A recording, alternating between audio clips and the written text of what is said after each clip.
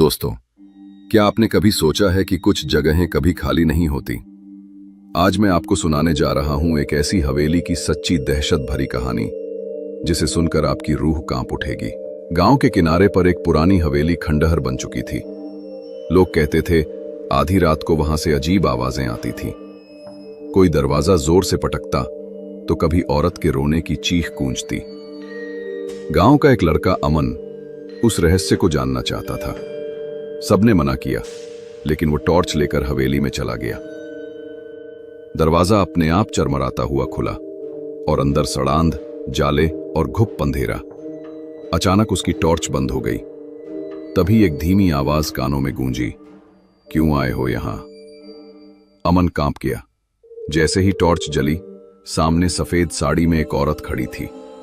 उसकी आंखें लाल चमक रही थीं और चेहरा धुंधला था। अमन पीछे भागा, लेकिन हवेली का दरवाजा अपने आप बंद हो चुका था। भागते भागते अमन एक पुराने कमरे में जा पहुंचा।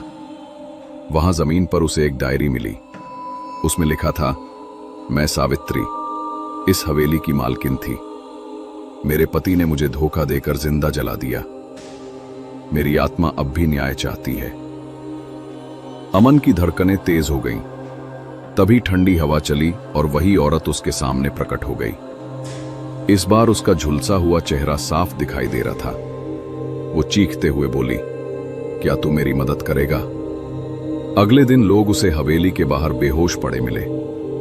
होश में आने पर अमन ने सिर्फ इतना कहा, वो हवेली खाली नहीं है, वहां कोई अब भी इंसाफ चाहता है। दोस्तों, कहते हैं कि आज भी आधी रात को उस हवेली से औरत के रोने की आवाज आती है। तो बताइए, क्या आप हिम्मत कर पाएंगे उस हवेली में एक रात गुजारने की?